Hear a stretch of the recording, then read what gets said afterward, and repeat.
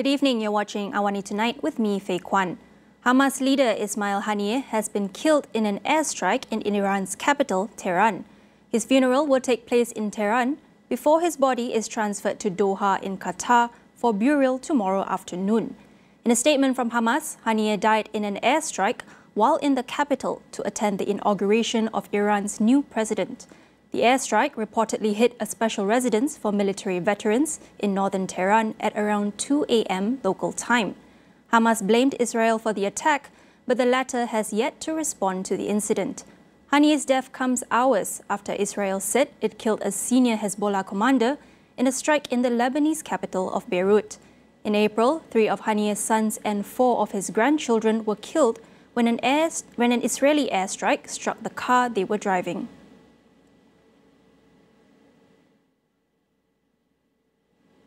The Malaysian government has condemned the assassination of Ismail Haniyeh and called for an immediate and thorough investigation.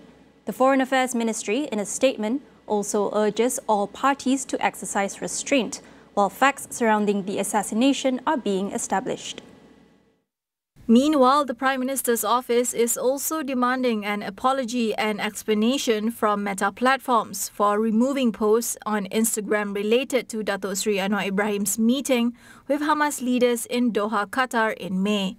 The post was removed by Instagram, citing reasons that it allegedly contains symbols, praises or support of people and organizations defined by Instagram as dangerous. In a statement, PMO said the action clearly demonstrated discrimination against the situation in Palestine and its leaders. Across the globe, governments and world leaders are reacting to the death of Ismail Haniyeh. Palestinian President Mahmoud Abbas has condemned the killing of the prominent Hamas leader, with Palestinian factions in the occupied West Bank calling for a general strike and mass demonstrations. Meanwhile, China's foreign ministry said it opposes and condemns the assassination, expressing concerns that the incident may lead to further destabilization of the regional situation.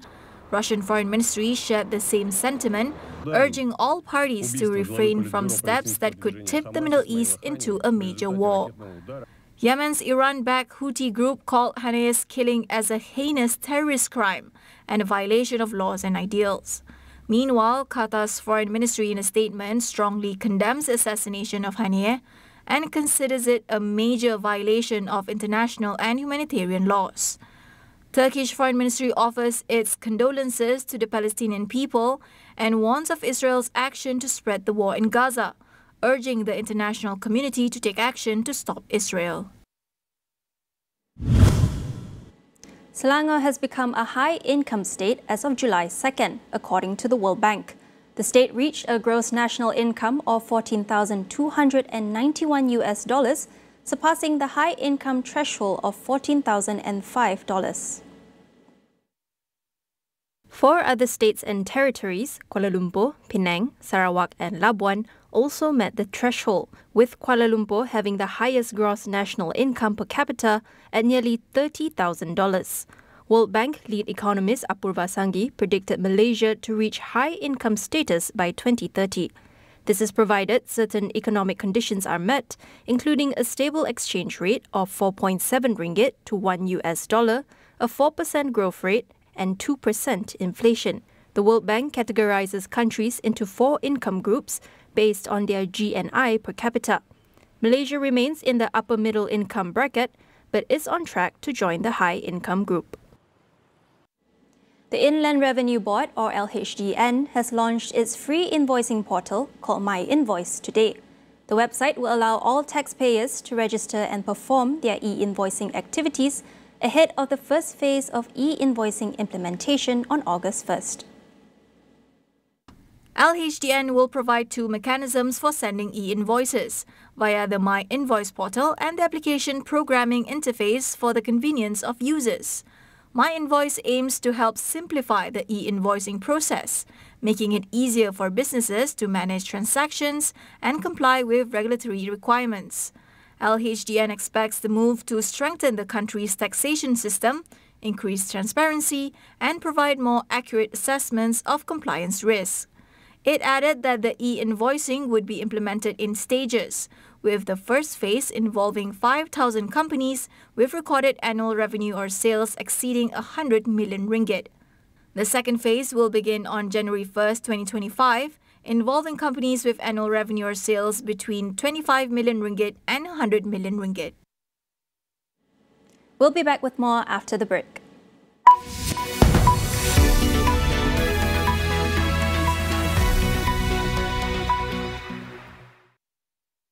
Di dalam setiap berita yang dibawa, konteks amat penting. Kami sentiasa membawakan yang tergempar dan terkini. Pastikan Astro AWANI menjadi pilihan anda, tidak kira di mana sahaja anda berada. Apa sekali pun jadi kau tetap isteri aku. Yang dianggap macam orang gaji. Mengubah penampilan diri demi memikat hati suami. Kenapa Intan harap yang dia akan balas cinta Intan? Berhenti berharap. Papa! Ni kenapa ni? Intan hilang. Papa selalu marah Intan. Segalanya tinggal kenangan. Aku memang tak layak untuk asal. Dedaun hijau di angin lalu di Astro Ria dan Astro Go.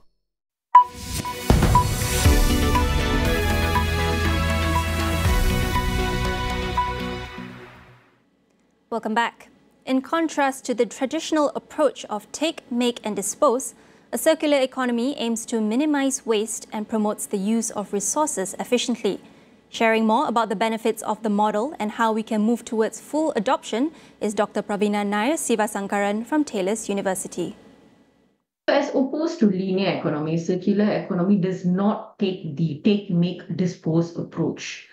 When we talk about take, make and dispose, what is there? When we dispose, we are actually creating the need for landfills. So circular economy almost eliminates that. If tackled correctly, circular economy will eliminate the need for landfill. How will it assist in nature conservation? Resource efficiency. Definitely resource efficiency is the main thing that this circular economy concept will address, whereby we maximize the use of resources, we reduce the need for raw materials, and we minimize waste.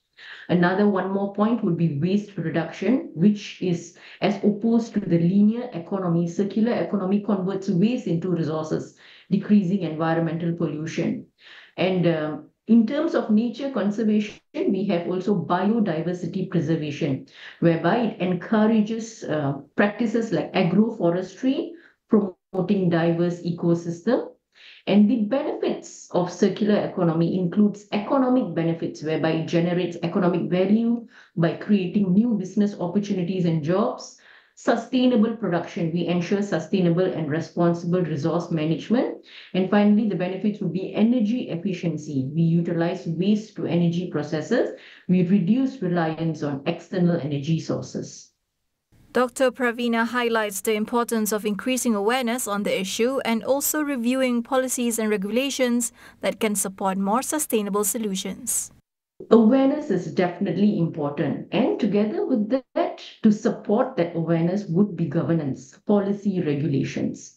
When we talk about circular economy, sustainability is in mind. Example, very simple example, food packaging, sustainable food packaging. Anything that is pertaining to sustainability, it also is eco-friendly. So these two words you cannot separate them from each other. And anything that is eco-friendly is currently termed expensive.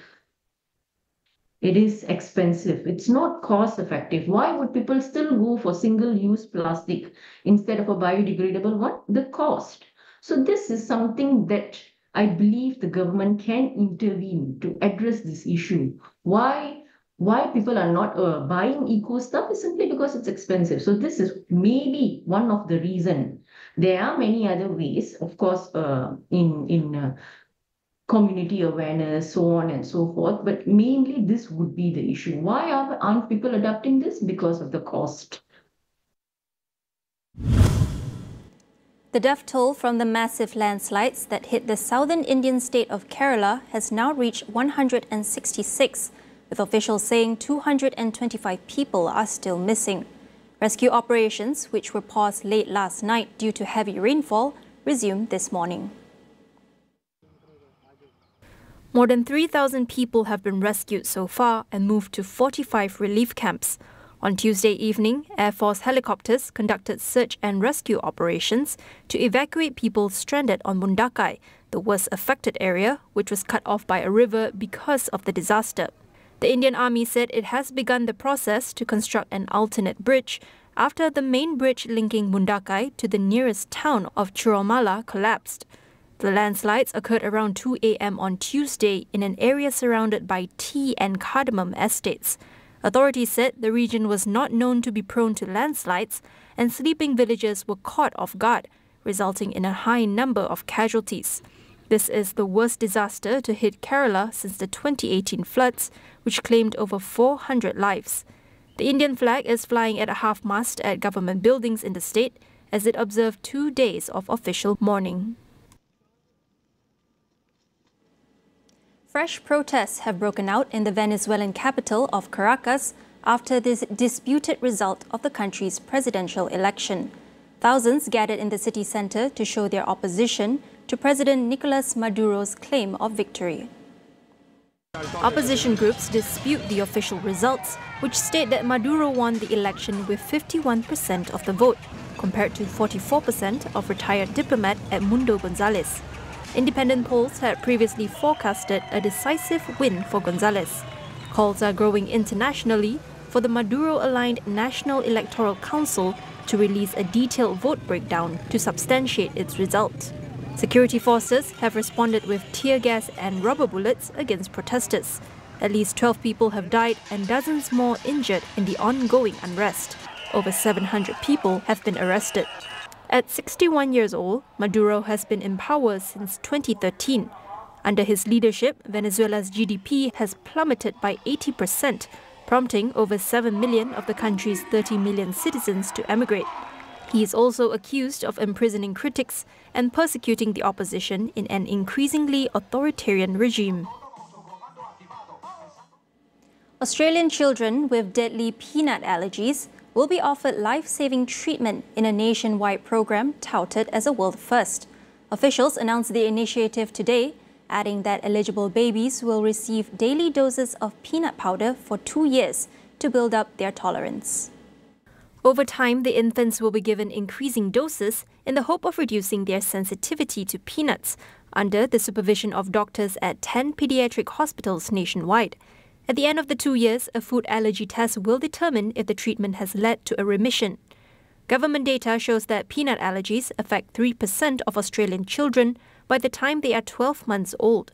Deaths from peanut allergies are rare in Australia, but almost 20% of the population has an allergic disease, according to data from its leading allergy institute. This figure is estimated to grow by 70% by 2050, impacting 7.7 million Australians. Indonesia has raised the minimum age for purchasing cigarettes from 18 to 21 with immediate effect as part of new health regulations aimed at combating smoking. With around 70 million smokers out of a population of 270 million, Indonesia has one of the highest smoking rates in the world. In a government regulation signed by President Joko Widodo last week, Indonesia also banned the sale of single cigarettes, a cheap option commonly found in local street stores, while the sale of cigarettes are prohibited within 200 meters of schools and playgrounds. The new regulation also bans conventional and electronic cigarette sales on commercial electronic applications and social media sites. Indonesia's health ministry said in a 2023 survey that 7.4% of smokers out of 70 million smokers in the country are between the ages of 10 to 18, with 15 to 19 being the age group with the most amount of smokers. That wraps up AWANI Tonight. I'm Faye Kwan. Thank you for watching and good night.